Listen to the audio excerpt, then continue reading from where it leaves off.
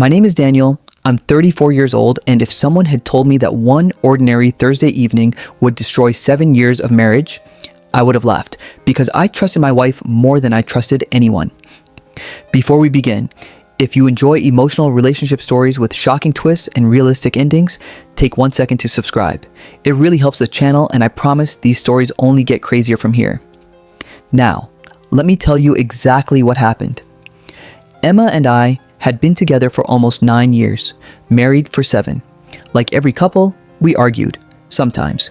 We had stressful days, long nights, financial problems, but one thing never changed. I believed she would never betray me. Maybe that was my biggest mistake. Our 7th wedding anniversary was only 2 days away. For almost a month, I'd secretly planned everything.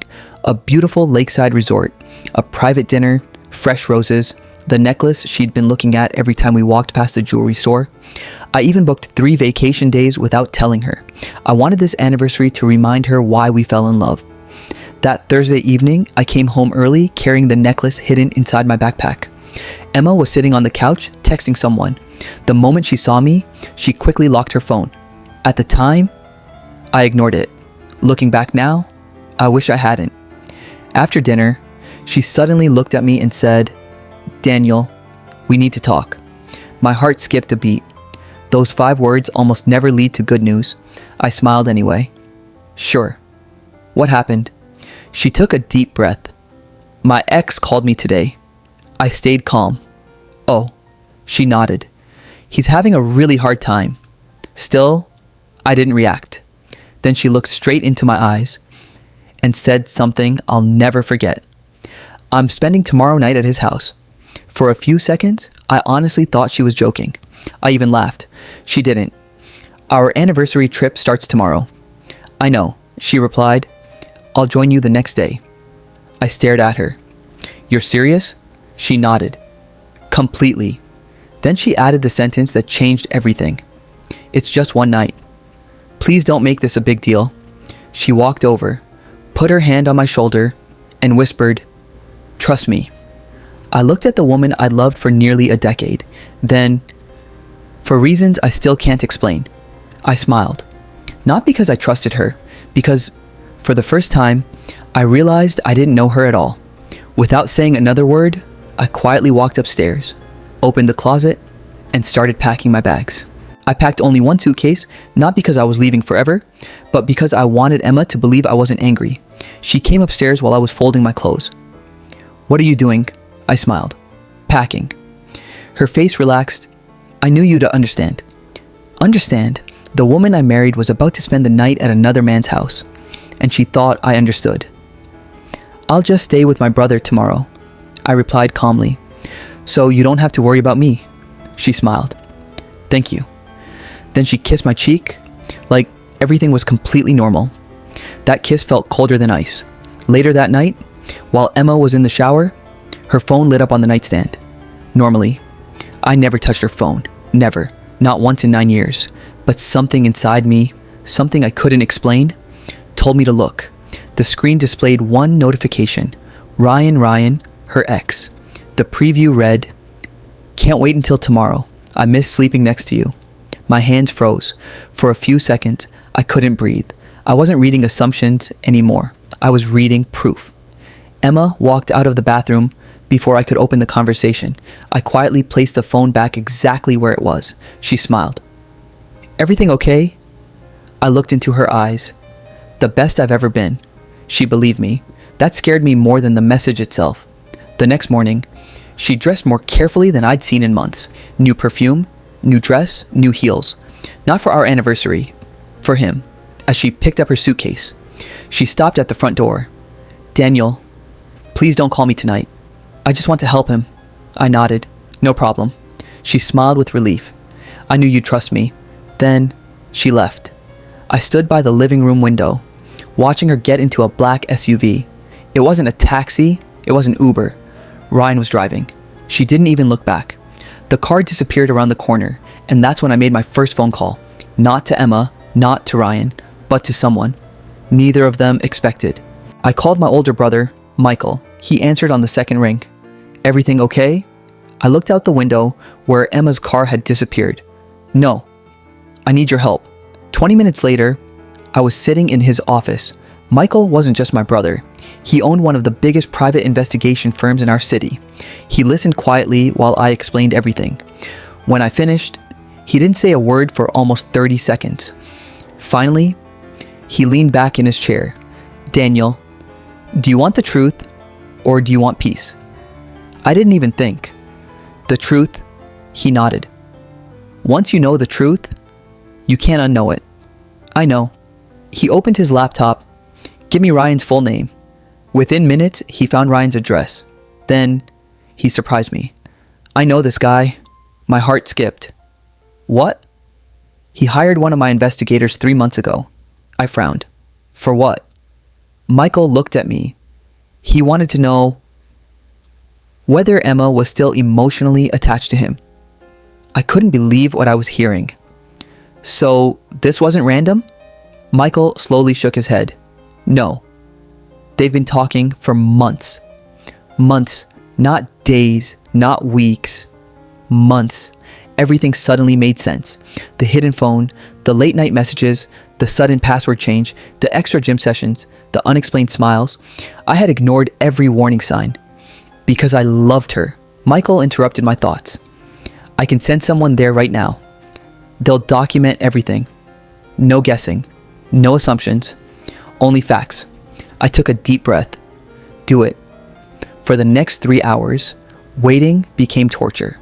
Every vibration from my phone made my heart race. Finally, at 8:47 p.m., Michael's investigator called. I've arrived. They're inside. I closed my eyes. Tell me everything. The investigator paused, then quietly said, Daniel, I don't think you're ready for what I'm seeing. Those words were worse than any answer, because my imagination immediately became far more terrifying than reality. I gripped my phone so tightly my fingers started hurting. What do you mean? I'm not ready? The investigator lowered his voice. Ryan and Emma aren't arguing. They're laughing. I closed my eyes. That alone felt like a knife through my chest. Then he continued. They're having dinner. I stayed silent. They're sitting very close. Still, I said nothing. Then came the sentence that completely changed everything. Daniel, she's wearing the necklace. My heart stopped. What necklace? The silver one. The one you bought her. I couldn't breathe. That necklace. I had given Emma on our 5th wedding anniversary. She promised she'd only wear it on special occasions. And tonight, she was wearing it. Not for me. For him.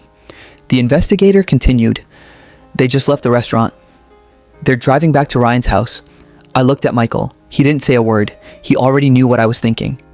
10 minutes later, another call came. They're inside. The lights are on. I can see them through the living room window. I swallowed hard. What are they doing? They're opening a bottle of wine. Wine. Emma hated wine. She always told me it gave her headaches. Funny, she seemed perfectly fine tonight. A few minutes passed. Then the investigator spoke again. Ryan just handed her something.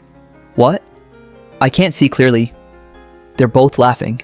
Another long pause. Then, they're dancing on our anniversary weekend, while I was sitting in my brother's office, holding the wedding ring she had promised never to betray.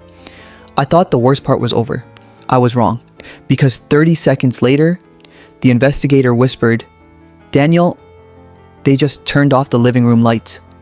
Silence filled the room. Nobody spoke. Nobody moved. Even Michael avoided looking at me. I slowly stood up, picked up my car keys. Michael finally broke the silence. Daniel, think carefully. If you drive there angry, you might ruin your entire life. I looked at him.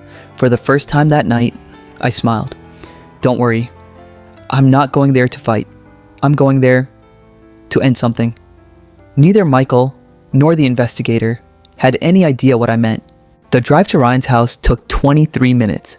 It felt like 3 hours.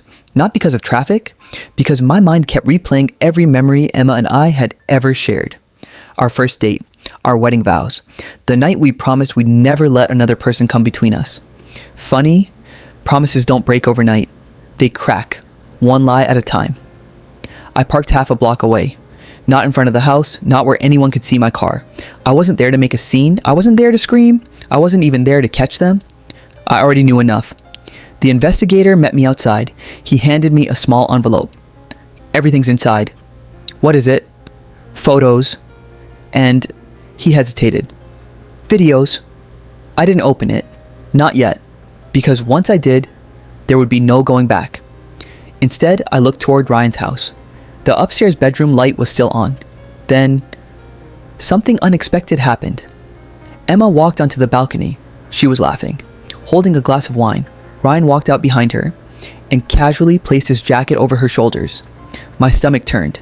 Not because they kissed. They didn't. Not because they hugged. They didn't. It was something much worse. She looked comfortable, like she belonged there, like she wasn't worried about me at all. The investigator quietly asked, "Do you want to go inside?" I slowly shook my head. No. He looked surprised. "Aren't you going to confront them?" I smiled. No. If I walk into that house, they become the victims. If I stay calm, I keep all the power. For a few seconds, neither of us spoke. Then my phone vibrated. Emma. I stared at her name. She was calling me. I answered. Her voice sounded cheerful. "Hey, just checking on you. You okay?" I almost laughed. She was standing on another man's balcony, calling to ask if I was okay. "Yeah," I replied calmly. "I'm perfectly fine." "Good. I'll probably stay here a little longer." "Ryan isn't feeling well." I looked up. Ryan was literally laughing so hard he almost spilled his drink. I quietly replied, "Take your time. You don't have to rush home." She smiled through the phone. "Thank you for understanding." Then she hung up. I looked at the investigator. "Did you record that call?" He nodded. "Every second." I took one last look at the house, then turned around, because the next place I was going wasn't home. It was my lawyer's office. My lawyer's office opened at exactly 8 o'clock the next morning. I was already waiting outside when he arrived. He looked at the thick envelope in my hands. "Bad news." I quietly placed it on his desk. "Worse." He spent almost 15 minutes reviewing the photographs, the investigator's report, and the recorded phone call. When he finally looked up, he asked only one question. "Are you absolutely certain?" I didn't hesitate. "Yes." He nodded. "Then let's protect you." By noon, every joint bank account required both signatures. The vacation cabin reservation was canceled. The moving company had been booked. And the divorce papers were ready. I wasn't doing this out of revenge. I was doing it because the marriage had already ended the moment she chose another man over her husband. That evening, Emma finally came home. She looked relaxed, happy. She walked through the front door carrying flowers. "I brought these for us." She froze. The living room was almost empty. Half the furniture was gone. The wedding photos were missing. My suitcase wasn't there anymore. Instead, a single envelope sat on the dining table. She slowly picked it up. Her smile disappeared. "Daniel?"